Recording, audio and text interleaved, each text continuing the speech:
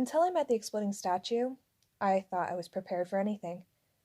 I'd paced the deck of our flying warship, the Argo II, checking and double-checking the ballistae to make sure they were locked down. I confirmed that the white "We Come in Peace" flag was flying from the mast. I reviewed the plan with the rest of the crew, and the backup plan for the backup plan.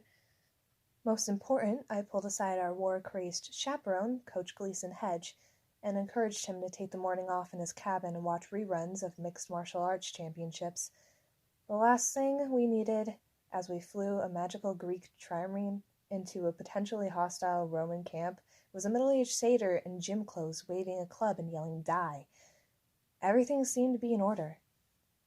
Even that mysterious chill I'd been feeling since the ship had launched had dissipated, at least for now. The warship descended through the clouds, but I couldn't stop second-guessing myself. What if this was a bad idea?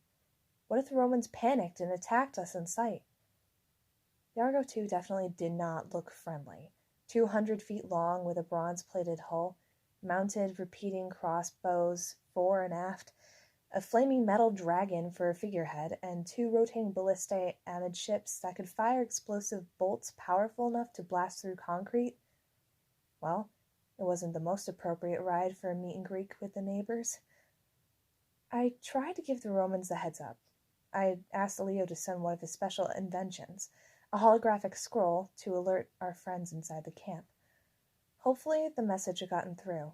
Leo had wanted to paint a giant message on the bottom of the hull, "What's up?" with a smiley face, but I vetoed the idea.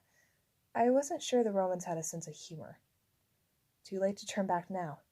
The clouds broke around our hull, revealing the gold and green carpet of the Oakland Hills below us.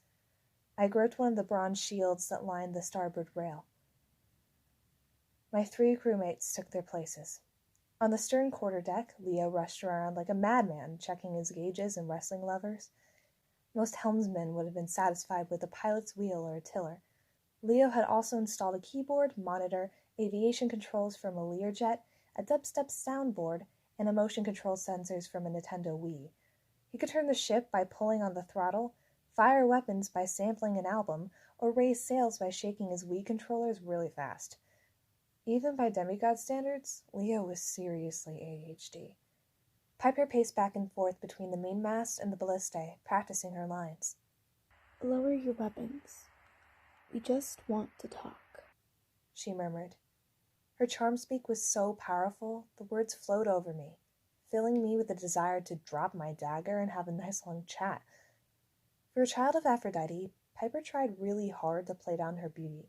Today she was dressed in tattered jeans, worn-out sneakers, and a white tank top with pink Hello Kitty designs. Maybe as a joke, though I could never be sure with Piper. Her choppy brown hair was braided down to the right side with an eagle's feather. Then there was Piper's boyfriend, Jason. He stood at the bow on the raised crossbow platform, where the Romans could easily spot him. His knuckles were white on the hilt of his golden sword. Otherwise, he looked calm for a guy who was making himself a target. Over his jeans and orange Camp Hapla t-shirt, he donned a toga and a purple cloak, symbols of his old rank as praetor. With his wind-ruffled blonde hair and his icy blue eyes, he looked ruggedly handsome and in control, just like a son of Jupiter should. He'd grown up at Camp Jupiter, so hopefully his familiar face would make the Romans hesitant to blow the ship out of the sky. I tried to hide it, but I still didn't completely trust the guy. He acted too perfect, always following the rules, always doing the honorable thing. He even looked too perfect. In the back of my mind, I had this nagging thought. What if this is a trick and he betrays us? What if we sail right into Camp Jupiter and he says, "Hey Romans, check out these prisoners and this real cool ship I brought you"?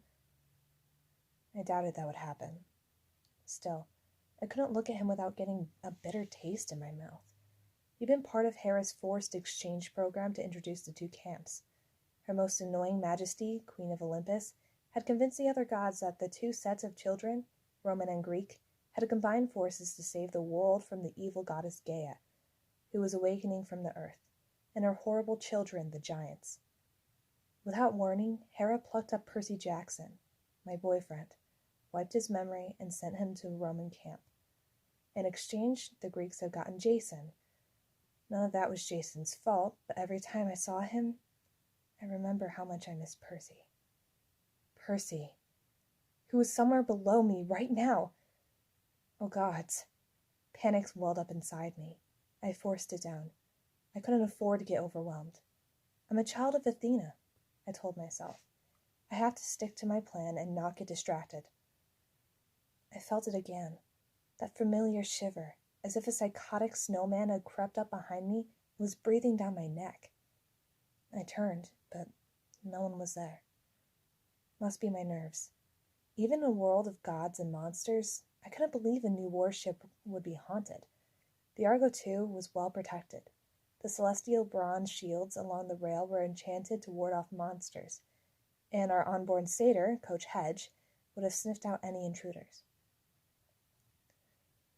I wished I could pray to my mom for guidance, but that wasn't possible now.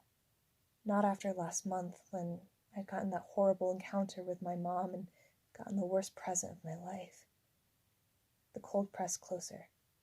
I thought I heard a faint voice in the wind, laughing. Every muscle in my body tensed. Something was about to go terribly wrong. I almost ordered Leah to reverse course. Then, in the valley below, horns sounded. The Romans had spotted us. I thought I knew what to expect. Jason had described Camp Jupiter to me in great detail. Still, I had trouble believing my eyes. Ringed by the Oakland Hills, the valley was at least twice the size of Camp Half-Blood. A small river snaked around one side and curled toward the center like a capital letter G, emptying into the sparkling blue lake. Directly below the ship, nestled at the edge of the lake, the city of New Rome gleamed in the sunlight. I recognized the landmarks Jason told me about. The Hippodrome, the Colosseum, the temples and parks, the neighborhood of Seven Hills with its winding streets, colorful villas, and flowering gardens. I saw evidence of the Romans' recent battle with an army of monsters. The dome was cracked open on a building that I guess was a Senate house. The forum's broad plaza was pitted with craters. Some fountains and statues were in ruins. Dozens of kids in togas were streaming out of the Senate house to get a better view of the Argo II. More Romans emerged from the shops and cafes, gawking and pointing as the ship descended. About a half a mile to the west, where the horns were blowing, a Roman fort stood on a hill. It looked just like the illustrations I had seen in military history books, with a defensive trench lined with spikes, high walls, and watchtowers armed with scorpion ballistae. Inside, perfect rows of white barracks lined the main road, the Via Principalis.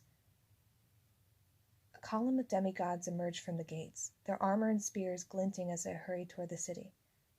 In the midst of their ranks was an actual war elephant.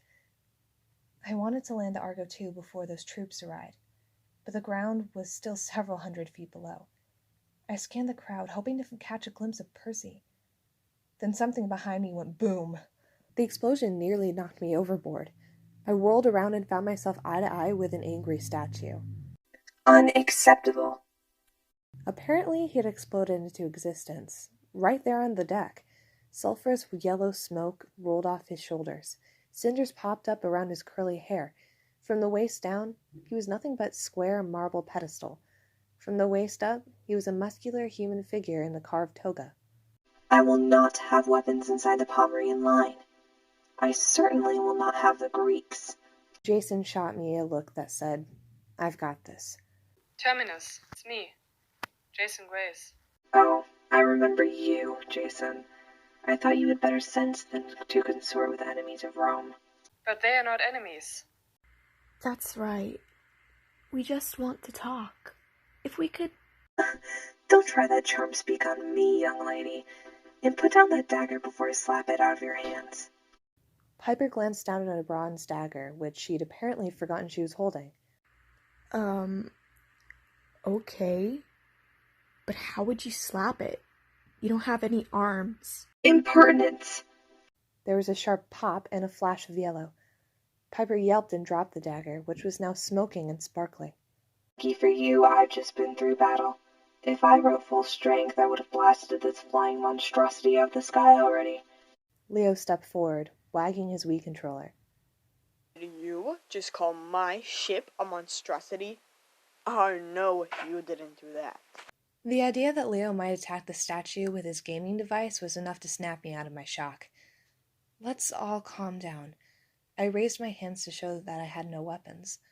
I take it you're Terminus, the god of boundaries. Jason told me you protect the city of New Rome, right? I'm Annabeth Chase, daughter of... Oh, I know who you are. The statue glared at me with its blank eyes. A child of Athena, Minerva's Greek form. Scandalous. You Greeks have no sense of decency. We Romans know the proper place for that goddess. I clenched my jaw. The statue wasn't making it easy to be diplomatic. What exactly do you mean, that goddess? And what's so scandalous about... Right. Jason interrupted. Anyway, Terminus, we're here on a mission of peace. We'd love permission to land so we can... Impossible. Lay down your weapons and surrender. Leave my city at once. Which is it? Surrender or leave? Both. Surrender then leave. I'm slapping your face for asking such a stupid question, you ridiculous boy. Do you feel that? Wow, you're wound up pretty tight. You got any gears in there that need loosening? I could take a look. He exchanged a Wii controller for a screwdriver from his magic tool belt and tapped the statue's pedestal. Stop that! Terminus insisted. Another small explosion made Leo drop his screwdriver. Weapons are not allowed on Roman soil inside the Pomerian line. The what? City limits. And this entire ship is a weapon. You cannot land. Down in the valley, the Legion reinforcements were halfway to the city. The crowd in the forum was over 100 strong now. I scanned the faces and... oh gods. I saw him. He was walking toward the ship with his arms around two other kids like they were his best buddies. A stout boy with black buzz cut, and a girl wearing a Roman cavalry helmet. Percy looked so at ease, so happy. He wore a purple cape just like Jason's, the mark of a praetor. My heart did a gymnastics routine. Leo, stop the ship, I ordered. What? You heard me. Keep us right where we are.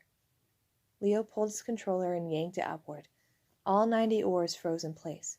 The ship started sinking. Terminus, there's no rule against hovering over New Rome, is there? Well, no. We can keep the ship aloft.